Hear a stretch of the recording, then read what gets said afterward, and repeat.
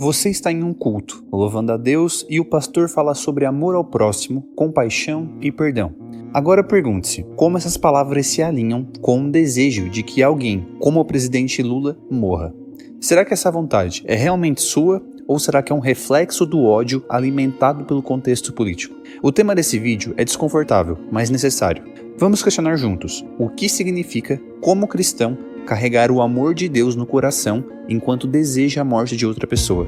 Se você acha que isso não se aplica a você, talvez seja a hora de reavaliar, porque o amor e o ódio não podem habitar o mesmo lugar, e o cristianismo não é sobre preferências políticas, mas sobre princípios eternos. Como cristãos, somos ensinados de que Deus é o juiz supremo, aquele que conhece os corações e administra a justiça perfeita. No entanto, ao desejar a morte de alguém, assumimos, ainda que inconscientemente, o papel de julgadores. Não estamos apenas emitindo uma opinião, estamos afirmando com nossa indignação que sabemos mais sobre justiça do que o próprio Deus. Jesus, durante sua crucificação, teve a oportunidade de condenar seus algozes. Ele era inocente, puro e ainda assim escolheu outra abordagem. Pai, perdoa-lhes, pois não sabem o que fazem. Lucas 23:34. Aqui está a lição. O cristianismo não é sobre merecimento humano, mas sobre a graça de Deus.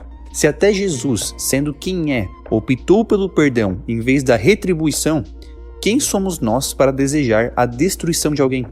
Desejar a morte de Lula ou de qualquer outra pessoa é cair na armadilha de reduzir a fé a um instrumento de vingança pessoal ou política.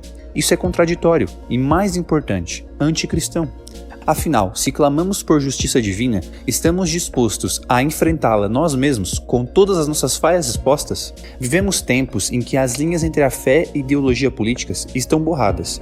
Em muitos casos, o cristianismo se tornou uma bandeira usada para justificar sentimentos que são tudo menos cristãos. O ódio político infiltrou-se nos corações, mascarando-se de zelo pela justiça ou amor à pátria. E nesse contexto que o desejo de ver Lula ou qualquer outra figura política morto ganha força. O problema aqui é profundo.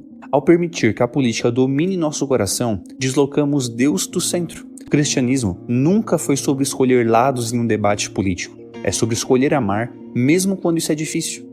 É fácil amar quem pensa como você, mas o verdadeiro desafio do cristianismo é amar quem você considera inimigo. Jesus foi claro sobre isso no Sermão da Montanha.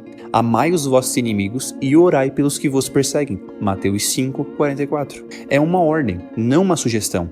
E sabe o que é mais irônico? Ao alimentar o ódio, você acaba se assemelhando àquilo que condena. O ódio político é corrosivo, porque nos faz acreditar que estamos certos em desejar o mal ao próximo, mas na verdade, nos afasta de Deus. Se permitimos que o ódio determine nossas ações e orações, deixamos de ser testemunhas do amor transformador de Cristo. E convenhamos, que tipo de cristianismo é esse que fala mais alto sobre vingança do que sobre redenção? Um dos pilares centrais do cristianismo é a crença na redenção.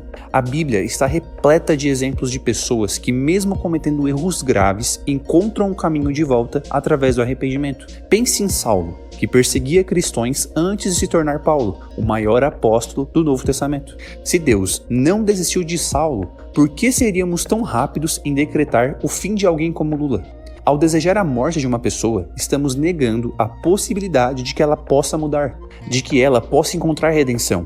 É como dizer, Deus, eu não confio no teu poder de transformar este coração. Mas o cristianismo não é sobre limitar Deus, é sobre acreditar que ele pode fazer o impossível. E se Lula ou qualquer outro inimigo político se arrependesse e mudasse de vida, não seria essa a maior prova do poder de Deus?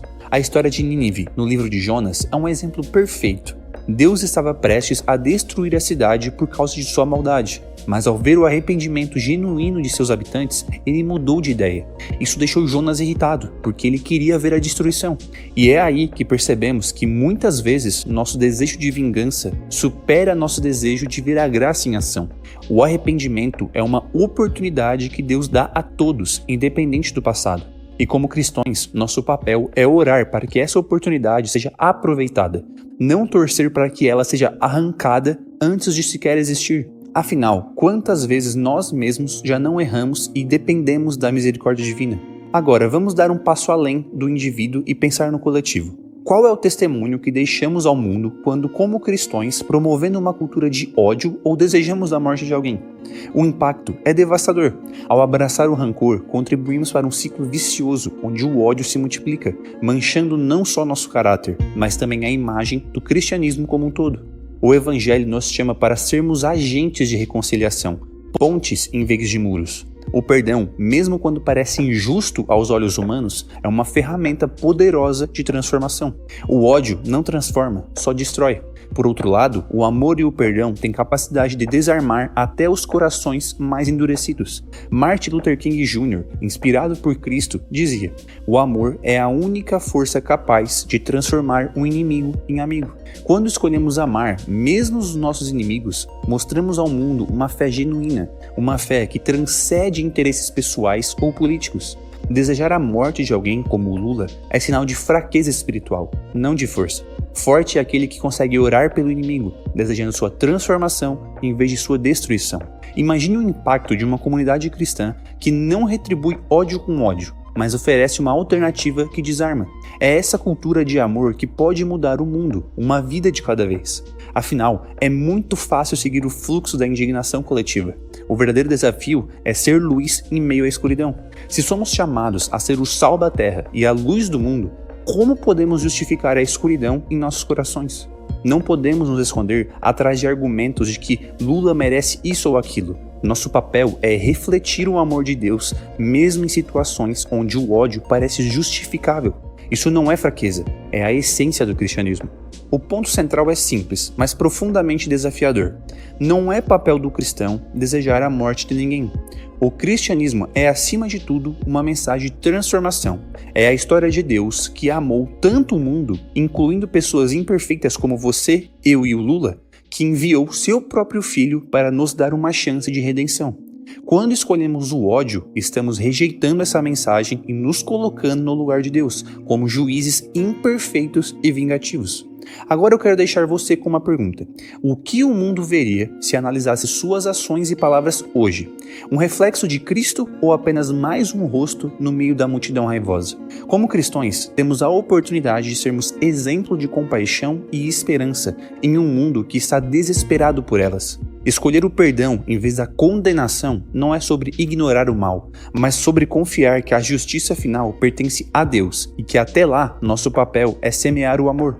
Se você quer realmente transformar o mundo, comece pelo seu coração, porque no final, o cristianismo não é uma arma política, é uma revolução de dentro para fora, que começa quando entendemos que amar o próximo não é opcional. Esse vídeo ficou bem diferente do que eu costumo trazer aqui pro canal, mas foi um tema que eu senti que eu precisava falar aqui. E se você gostou desse vídeo, deixe seu like e se inscreva no canal. Eu sou José e esse é o Arcano.